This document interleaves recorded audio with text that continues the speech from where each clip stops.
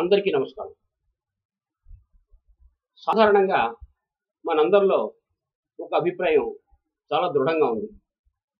అదేంటంటే ఎవరినైనా భగవంతుడు అనుగ్రహిస్తే వారికి అపారమైనటువంటి సిరి సంపదలు చేకూరుస్తాడని. కానీ వాస్తవం ఇందుకు చాలా భిన్నంగా ఉంది. నిజంగా భగవంతుడు ఎవరినైనా అనుగ్రహిస్తే ఆయన చేకూర్చేది సిరి సంపదల కావు. అవి ఏమిటో చూద్దాం. భగవంతుని మాటల్లోనే భగవద్ అనుగ్రహం ఎలా ఉంటుందో మనం తెలుసుకుందాం. యస్యానుగ్రహమిచ్ఛామి తస్య విత్తం హరామ్యహం. నేను ఎవరిని అనుగ్రహింపదలిచానో ముందుగా వారి సమస్త సంపదల్ని హరిస్తాను. బాంధవైశ్చ వియోగేన వృషం భవతి దుఃఖితః. అతన్ని తన బంధువుల నుంచి దూరం చేస్తాను. ఆ వ్యక్తి ఇటు దారిద్ర్యంతోనూ అటు బంధు వియోగంతోనూ ఎంతో దుఃఖాన్ని అనిపిస్తుంటాడు. తేన దుఃఖేన సంతప్తః యది మాం న పరిత్యజేత్. అటువంటి దుఃఖంతో ఉండి కూడా ఆ వ్యక్తి నన్ను విడిచిపెట్టకపోతే, నన్నే సేవిస్తే తం ప్రసాదం కరిష్యామి యత్ సురైరపి సుదుర్లభం.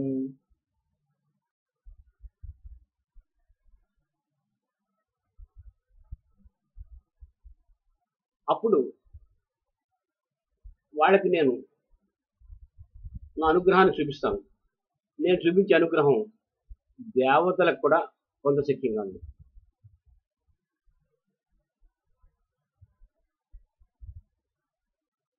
ఇక్కడ దేవతలకు కూడా పొందశక్యంగా ఉంది అని ఎందుకన్నాడంటే, ఈ విషయాన్ని మనం అర్థం చేసుకోవాలంటే నలోపాఖ్యానంలోకి ప్రవేశించాలి. నలదమయంతులిద్దరూ పరస్పరం ఒకరినొకరు ఇష్టపడ్డారు.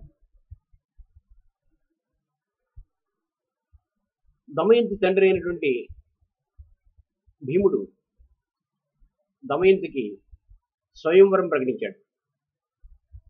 ఆ దమయంతిని వరించడం కోసం ఇంద్రుడు, వరుణుడు, అగ్ని, యముడు మొదలైనటువంటి దేవతలు కూడా విచ్చేశారు. స్వయంవరానికి ముందుగా వాళ్ళు నలమహారాజుని కలుసుకుని ఆ నలుగురిలో ఒక వ్యక్తిని దమయంతి వరించేలాగా నచ్చ చెప్పమని నలమహారాజుని కోరారు. నలమహారాజు దేవతల యొక్క ఆజ్ఞను శిరసావహించి దమయంతి దగ్గరికి వెళ్ళి ఆ నలుగురిలో ఒకరిని వరింపమని కోరాడు. ఆమె తాను నలమహారాజును తప్ప ఎవరిని వరించనని ఖచ్చితంగా తన అభిప్రాయాన్ని ప్రకటించింది. అప్పుడు నలమహారాజు దమయంతితో, సామాన్యుడైనటువంటి నలుడిని ఎందుకు వరిస్తావు? అంతమంది దేవతలు నిన్ను కోరి ఉన్నారు. వాళ్ళలో ఎవరిని వరించినా నీకు ఎక్కువ లాభం కలుగుతుంది. నలుడిని వరిస్తే నీకు వచ్చేటువంటి లాభం ఏంటంటే, వారిద్దరి మధ్య ఎన్నో వాదోపవాదాలు జరిగాయి. చివరికి దమయంతి ఒక విషయాన్ని నలుడికి వివరించింది. ఓ మహారాజా, మానవుడికి మోక్షార్హత ఉంది, దేవతలకు మోక్షార్హత లేదు. కాబట్టి నలుడు వారందరికంటే చాలా గొప్పవాడు అంది. దీన్ని బట్టి మనం తెలుసుకోవాల్సిన విషయం ఏంటంటే మోక్షం పొందేటువంటి అర్హత దేవతలకు లేదని మనుషులకు మాత్రమే ఉందని మనం గ్రహించాలి. ఇక ధనం అనేటటువంటిది మోక్షానికి ప్రతిబంధకమని ఎంతో మంది తత్వవేత్తలు పేర్కొన్నారు.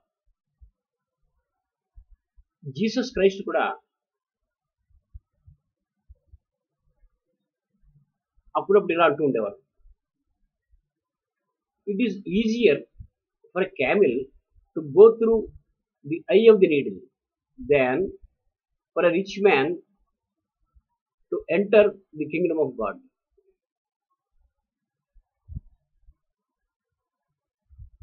ఒక సూది యొక్క బెజ్జం నుంచి ఒంటెలు పంపించడం సాధ్యం కావచ్చునేమో కానీ ఒక ధనవంతుణ్ణి భగవంతుని యొక్క సామ్రాజ్యంలోకి పంపించలేమన్నారు. అందువల్ల ఆయన తనను ఆశ్రయించినటువంటి భక్తులకు ముందుగా వారి వారి సిరి సంపదలను విక్రయించి ఆ డబ్బుని పేదలకు పంచి తన వద్దకు రమ్మంటూ ఉండేవారు. ఈ విధంగా సంపదలు మోక్ష సంపదలకు ప్రతిబంధకాలనే విషయం మనకి తెలుస్తుంది. ఇక్కడ జీసస్ క్రైస్ట్ యొక్క అభిప్రాయం ప్రకారం సంపదలు ప్రతిబంధకం కాదు, కానీ సంపదల మీద ఉండేటువంటి ఆ బంధం మాత్రం మోక్షానికి తప్పనిసరిగా ప్రతిబంధకమే అవుతుంది. ఇక ఉపనిషత్తులు కూడా ఈ విషయాన్ని సూచించాయి. మహాత్మా గాంధీ అప్పుడప్పుడు అంటూ ఉండేవారు, భారతీయ విజ్ఞానం అంతా లుప్తమైపోయినా పర్వాలేదు, ఉపనిషత్తులు ఉంటే చాలనేవారు. ఉపనిషత్తులన్నీ లుప్తమైనా పర్వాలేదు, ఈశావాస్యోపనిషత్తు ఒకటి ఉంటే చాలు.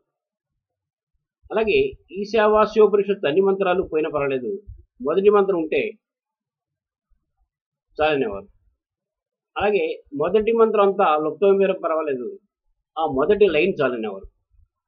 అది కనుక ఉన్నట్లయితే మన భారతదేశానికి ఎటువంటి చుట్టి లేదని అభిప్రాయపడుతుండేవారు.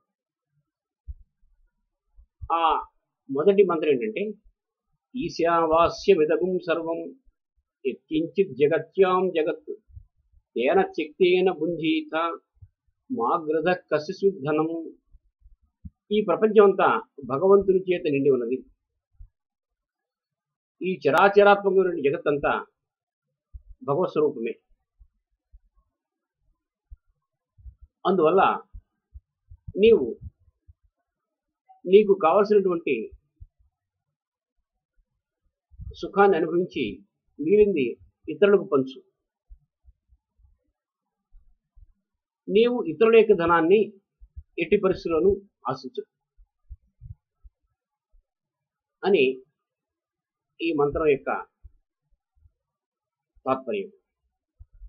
ఇక్కడ మహాత్మా గాంధీ ఏమన్నారంటే మాగ్రధ కసిశుద్ధనం అన్నప్పుడు ప్రతి వ్యక్తి తనకున్న ధనం పైన కేవలం ట్రస్టీయే గాని అధికారి మాత్రం కాకూడదని అభిప్రాయపడుతుండేవారు. కాబట్టి ప్రతి వ్యక్తి తన ధనానికి తాను ట్రస్టీ మాత్రమే, తాను అధికారి కాదు అనేటువంటి భావంతో ఉన్నట్టయితే దానితో ఎటువంటి అటాచ్మెంట్ ఉండదని, కాబట్టి ధనంతో ఎటువంటి అటాచ్మెంట్ లేకపోతే అది మోక్షానికి ప్రతిబంధకం కాదని గొప్పవారి యొక్క అభిప్రాయం. అందువల్ల ప్రతి వ్యక్తి తనకున్న సంపదల పట్ల ఎటువంటి బంధాన్ని లేకుండా భగవంతుని పట్ల బంధాన్ని పెంచుకున్నట్లయితే వారు అత్యుత్తమైనటువంటి మోక్ష మార్గాన్ని పొందేటువంటి అవకాశం ఉంది.